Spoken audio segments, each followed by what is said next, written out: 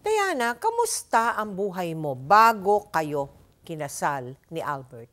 Maayos naman po, masaya, responsable po siyang tao.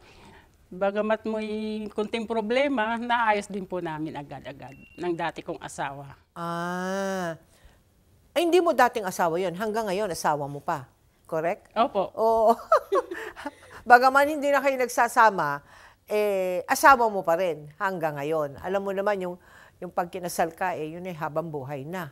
Pera na lang kung kayo ay magpapaanal, no? O ipapawalang bisa ng batas. Pero kung hindi, asawa mo pa rin yun. Di ba? Ngayon, bilang isang mister, kamusta siya? Si Albert. Nung nagsasama po kami, maayos naman po siya, magalang, good provider. Good provider, ha? Opo. Ano bang hanap buhay niya? Anong pinagkakakitaan? Sa isang company ng textile. Doon po kami nagkakilala. Anong ginagawa niya doon? Operator po, machine operator. Machine po. operator. Opo. Okay. So, maayos naman pala, no? Aha. Pero, napariwara siya di ba? Opo, Sumama ang takbo ng buhay niya. Pagkatapos ng ganong katagal ng pagsasama ninyo, umabot po ng 9 na taon lang po. 9 na taon kayo, no? Ng pagsasama. Opo. Niya po sa akin. So, tumatahimik ka na lang, ano? Kasi ayaw mo na ng gulo. Opo. Ayaw mo ng away, no? Tumatahimik ka na lang. Pero teka muna, minsan umuwi daw yan si Albert, no? At pagkatapos nilagay niya sa loob ng isang sako yung anak ninyo. Opo. Anak ninyong dalawa yon, di ba? Opo. Oh, tapos anong ginawa mo? Bakit? Kwento mo, anong pangyayaring yun? Umuwi po siya sa droga. Hinahanap niya po yung isang sachet. Ang nakadampot po nung sachet na yun, yung anak ko, na hindi naman po alam ng anak ko na droga pala yun. Naglalaba po ako noon, binungos niya po dun sa maruming damit yung sachet na. Ay, akala niya sabon. Opo. Oh, Tapos hinahanap niya po, nung galit na galit po siya. okay. Tapos pinalo niya po yung anak ko, nakakita po siya ng sako, sinilid niya po doon. Aba, bilang ina, ano naman ang ginawa mo? Wala po, nag-ano po kami, nagtalo po kami. Oh, Hanggang sa nasaktan niya po ako. Binalyan niya po ako sa isang pader. Hanggang sa nabukulan po ako sa ulo. oh. Ay, yung bata, paano? Ginawa mo? Iyak nang iyak po. Tapos sabi ko, pakawalan mo, kawawa yung anak mo. Anak mo yun, gagawin mong hayop. Oo. Tapos sabi niya, wala kang pakialam. Basta ilabas niyo yung hinahanap ko. Wala naman po kami mailabas kasi nga po natunaw. Natunaw na. Opo. O hindi niya naintindihan yun na Hindi natunaw po. na? Sarado po ang utak niya po. Oo. Na basta ilabas ninyo. Aba, naku. O anong ginawa mo ngayon? Paano mo nilabas yung anak mo? Nung gabi na po yun, nawala po. Bakit buong araw? Opo. Buong araw nasa po sako yun. yung bata? Opo. Mariosep. O tapos, Buong araw po yun, ano po siya doon? ilang taon ito? Ilang taon yung anak mo? 6 po. 6 years old. Panganay ko po yun eh. Oh, naku. O, paano mo napawalan yung anak mo? Inano ko po siya, Oh. tinanggalan ko po. Kumuha pa ako ng kutsilyo, nilaslas ko po yung gilid ng Ng sako? para makalabas po siya. Okay. Pagdating niya po, nakalabas na po yung anak ko. Okay. Doon po kami nagtalo na naman. Bakit ko na pinapakalaman yung trabaho niya? Okay. Sabi ko sa kanya, hindi yan hayop, anak mo yan. Matiwasay pa ba yung pag-iisip mo? Kung matiwasay pa yung pag-iisip mo, hindi mo gagawin sa sarili mong anak. Aha. Ang sagot niya sa akin, pag hindi mo nalabas yung sachet na hinahanap ko, 2 kayo papatayin ko. Aba, Mariosep, nakakatakot naman pala yung katayuan mo noon. Diana? Diyos Mariosep, terrible. So, alam mo na ba na nagda-drug siya? Diyan, alam mo na. Alam ko na po. Bago yun, alam mo na rin. Matagal mo nang alam na gumagamit siya. Opo, matagal ko na nalalaman kasi may naghahanap pong mga tao sa kanya sa bahay. Aba, para? Hinahanap po siya kung saan daw siya pumunta. Hindi ko naman po alam kung saan siya napunta. Gawa ng pong hindi naman po nagpapaalam kung saan siya pupunta. Oo. Tapos may pumupunta po doon, hinahanap po siya. Sabi niya, pag hindi niya daw binayaran yung pagkakautang niya, may mangyayaring masama po sa amin. Oh. Sa aming mag-ina po. Nako, teka muna. Diyan sa puntong yan, yung nung nag-aaway kayo, no, dahil sa anak mo, nung nilagay niya sa sako, may ginawa ka ba? Para patinuin siya? O magbago na yung kanyang ugali? Kinausap ko naman po Kinausap siya. mo lang siya? Opo, kinausap ko siya sinabi ko sa biyanan ko po na kumari, iparehab namin. Oo. Sabi niya, hindi naman dapat iparehab kasi kusa daw yan titino. Kung matino daw po akong asawa, hindi daw magaganyan. Hala. Ano namang sapilitan na isinakay kayo sa kanyang kotse ba yun? Saan ba kayo sinakay, kinulong kayo? Opo, kasi po, nagtangka po kami lumayas. Buntis pa ako sa pangalawa kong anak. Okay. Oh. Nagtangka po kami lumayas mag-ina para makatakas po siya. Oo. Ang sisti po, nahuli po kami. Nako. Sinakay niya po kami sa... Ay, sus Mariosep. Sinakay sa kotse niya. Opo. Tapos? Pagkatapos noon, nagrenta po kami sa ibang bahay. Hindi, teka muna. Kinulong kayo sa kotse Opo. di ba? Ganong katagal kayo nakakulong sa kotse nung anak mo? 2 araw po kami doon. 2 araw kayo. Opo. Pagkain pa paano? Siya lang pong bumibili. Binibigyan kayo ng pagkain? Opo. Pagkain na po mismo ang binibigay niya sa amin. Sa kotse? Opo. Paano ka dudumi? Paano ka iihi? Paano naligo? Paano naghilamos? Wala pong ligo yung pag dumi sa kalsada lang po kami. Kung saan lang po kami datnan ng gabi. Ang ibig mo sabihin, nasa loob kayo ng kotseng mag-ina, Opo. nagmamaneho siya, Opo. dala-dala niya kayo. Opo. Ala! At kung saan kayo datnan, dun mo na gagawin yung pangangailangan ng katawan mo. Opo. Pati siya, ganun din ang buhay niya. Opo. Ay, Maria Josep, Kasi nga po, nagtatago na po siya. nagtatago na siya dun sa mga... Sindikatong pinasaniban niya po. Hala, nagtapat ba siya sa'yo? Sinabi ba niya yan? Yung totoo na yan? Katotohanan? Sinabi niya po, huli na po niya sinabi sa akin na member na po siya ng sindikato. O, tapos, ano daw yun? Paano? Sabi ko, paano ka nasangkot dyan? Oo. Sabi niya, mahabang istorya po. Sabi Oo. niya. Tapos sabi ko, baka pwede pang i-remedyohan natin. Tapos sabi niya po, hindi na pwedeng ma-remedyohan kasi malaki na nga po ang pagkakautang niya doon. Nagkautang sa sindikato. Opo. Yun ang hinahabol sa kanya. Opo. Kaya nagtatago siya. Opo. Kasama niya kayo. Opo. Buntis ka ba nun? Opo. Ay, sus Maria. Buntis ka pa? 3 months po. 3 months. Ay, guys, grabe, Diana. Hindi ko maubos maisip paano ginawa mo nun. Mapit lang po sa Panginoon. Maria Josep, so sa kotse na kayo natira? Natira po kami doon. Dahil nagtatago siya. Opo. Ikaw, Natira po kami doon. kawawa naman ang anak mo. Nagtatanong ba yung bata sa'yo? Bakit ganun? Tatanong po siya kasi matalino po yung anak ko. Sabi Oo. niya, Mama, bakit nagkakaganito tayo? Sabi ko, magdasal na lang tayo, nak. Sabi ko sa kanya, makakalampas din natin itong problema. Sabi niya, si Papa, ayoko na sumama kay Papa. Sabi niya.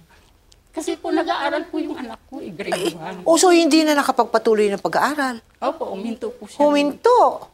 Kasi palipat-lipat po kami ng Oo. lugar. Palipat-lipat ng bahay po. Oo.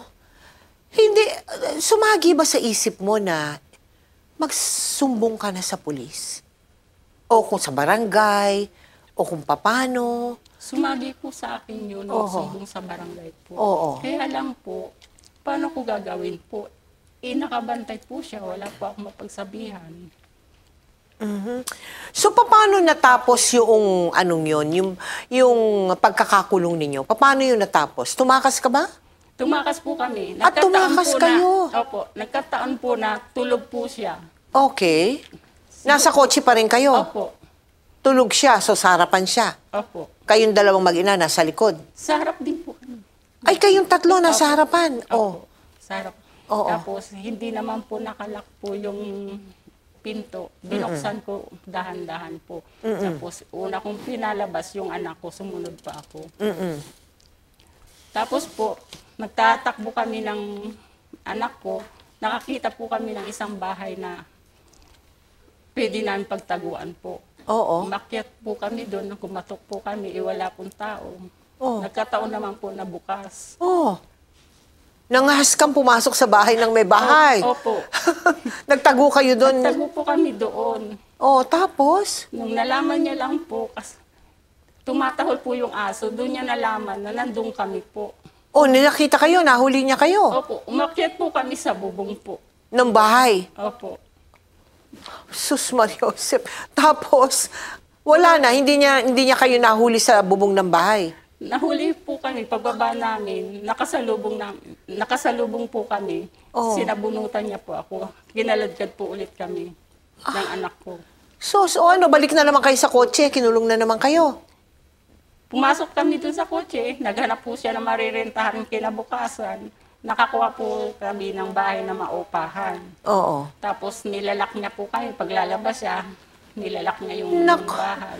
Doon naman sa bahay na yun kayo, kinulong. Opo. Gano'ng katagal naman doon sa bahay na 6 yun? months po kami doon. 6 Na ganun ang months. buhay namin. Sus Mariosep Diana. Talaga ba? Opo. Kamusta ang buhay doon sa loob ng bahay na yun? Paano kayo? Para kung priso na hindi ka makalabas, hindi ka makasigaw, hindi po makatawag pansin. Kasi po may yung tinitira namin lugar, may mga kasamahan po siya doon.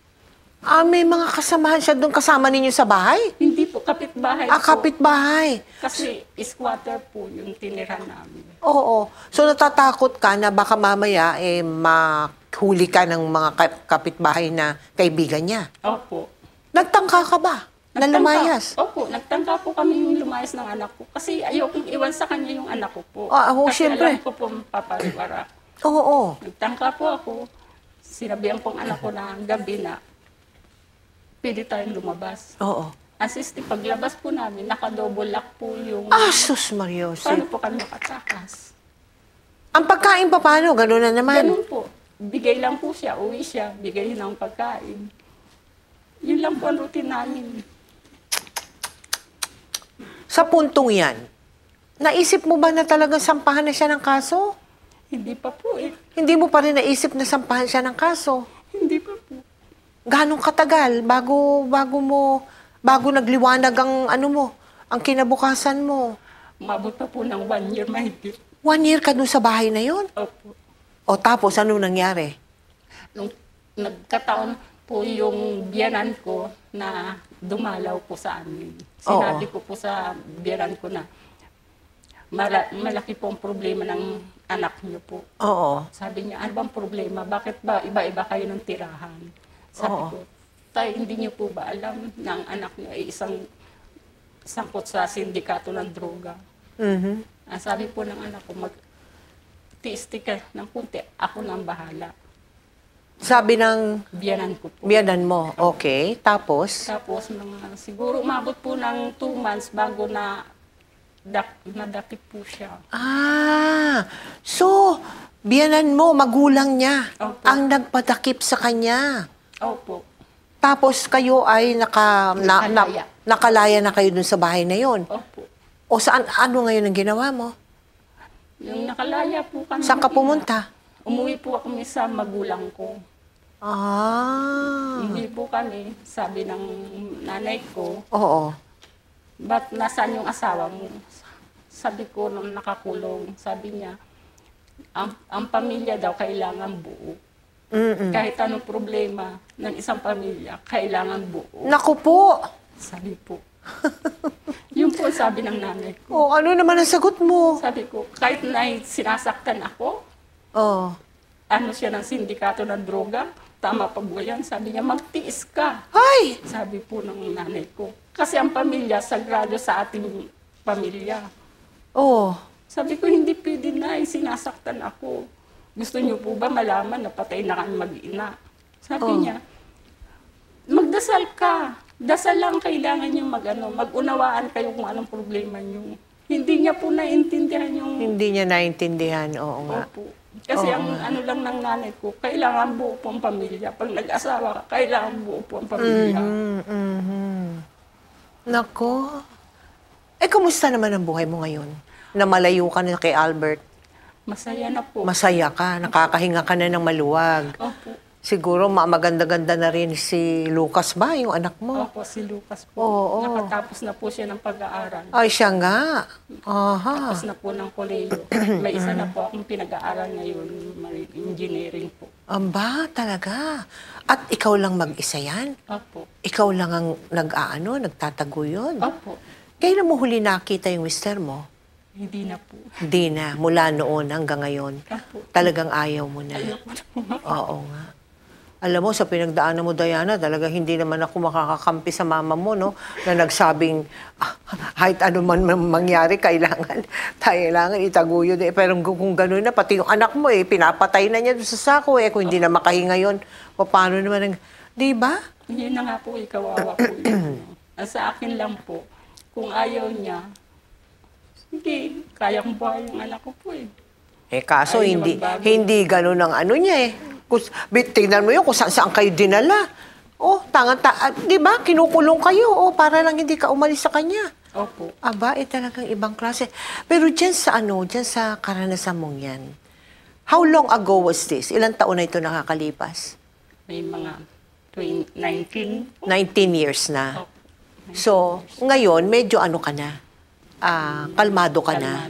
Kalmado na at talagang naitaguyod mo na ang buhay mo at buhay ng anak mo. Opo. Nakadalawang anak ka ba? Kasi po nung... Nung buntis ka, anak mo yun. Opo. So, hindi niya nakita yung batang yun, yung pangalawa? Hindi po. Hindi niya nakita. Hanggang ngayon, hindi niya alam na meron pa siyang isang anak sa iyo. Opo. Yung dalawa, naitaguyod mo na. Maayos naman. Aba, talaga naman, ano? Sus, Marios. Lord. Grabe ka, Diana. Diana, anong pwede mong iwanang mensahe sa mga kapwa nating mga kababaihan, ano? Alam mo, maraming mga katulad mo, ngayon, ang nagdurusa talaga ng ganyan. Ano kaya ang magandang imensahe sa kanila? Pag may ganitong sitwasyon na sa pamilya, lalo na sa mag-asawa, na nagkukulang na sa panahon, sa pinansyal, alamin po dapat kung anong nangyayari sa yung asawa para malaman kung ano po ang source ng nangyayari. Kasi baka may iba ng hindi maganda yun, nagbibisyo na. Opo. O nagagawa na ng hindi tama. Opo. Yun po. Kasi Dasal po lagi. magdasal lagi. Opo. At importante, Importante yung matapang ka. Lakas ng loob. Lakas ng loob, no? Kasi kung ikaw Paghinaan. pinaghinaan ng loob, wala na doon. Talagang wala na. Wala na kayong dalawang mag-ina. Patay na po siguro kami. Oo nga, naging violente ba siya talaga, no? One time po kasi nung gusto niyang gumamit po siya ng droga, umuwi siya. Pinilit niya po akong Makipagtalik sa kanya. Opo. Sumiping sa kanya. Ano nangyari? Ayoko po eh. Siyempre, paano mo naman gugustuhin yung gano'n? Hanggang Tapos? Sinuntok niya pa ako sa legs. Sinikmuraan niya po ako. Ang bintang niya po may lalaki daw po. Nako, Yung po sabi niya, siguro may lalaki pumupunta dito kaya ayaw mo. Sabi ko, wala. Sa anak mo pa lang kumulang ng panahon. Tapos magbibintangan niyo po ako. Binato niya ako ng baso. Dami niya akong Naisa katuparan ba niya yung gusto niya? Hindi po. Hindi. Hindi naman. Before po noon, Oo. sinasaktan niya na talaga ako. Kaya yung sinabi ng abogado na marital sex po ang namin. Marital rape. Opo, marital. Ang sampahan mo ng kasong marital rape. At ginawa mo naman. Opo. Nanalo ka naman. Nanalo naman. Nanalo ka naman. Kaya nakakulong siya ngayon. Habang buhay. Opo. No. Ayan ay magandang matutunan niya ng mga kalalakihan. Hindi basta gusto mo pwedeng umarya kung ayaw ni Mrs. Sapagkat may batas tayong ganyan kung tawagin ay marital rape. Kahit nakasal kayo, kahit matagal na kayo mag-asawa. Oo. Pagka ayaw ni Mrs., may karapatan siya, hindi mo pwedeng pilitin. Dahil pwede ka rin maisuplong. At ay katulad niyan, oh. 'Di ba, makulong. Nakulong. Oy, Diana, maraming salamat sa istorya mo. Talagang yung puso ko gumagalong-ganon habang nagkikwento ka eh. Maraming salamat. At ang panalangin ko talaga ay lalo mo pantibayan ng loob mo, no? Dahil sa huli, sabi nga nila, ang pinakamasarap mangyari, walang iba kung hindi ang dalawa mong anak ay maging matagumpay. Eh, para ka nang nanalo ng talagang sa loto na napakalaki, di ba? Diyan sa dalawang anak mo. Maraming salamat sa iyo, ha? God bless you. God bless you. Thank you po. Eh, yung bunso mo? Nag-aaral po, marine engineering po. Wow! Ang panganay mo, ano? Isa na po siyang ganap na Ano? professor. Professor ang anak mo? Ano tinuturo? Saan? Kolehiyo po. Anong degree ang tinuturo niya? Philippine. Oh, talaga? Biruin mo yan eh, talaga. So, cum laude po. Summa cum laude pa! Sus, Mariosep. Talaga naman. Biro mo, suklian na lahat ng paghihirap mo, no? Na-bless lang po. Nabawi talaga, no? Ng mga anak mo, no? Ha? Ako, thank you sa iyo, ha? Salamat sa Lord. Oo, siyempre, kanino pa? Siya lang naman talaga. Alam ba yun ng asawa mo? Hindi po. Na abot langit ang pagsisisi nung pag nalaman niya. Diba? Thank you so much, ha?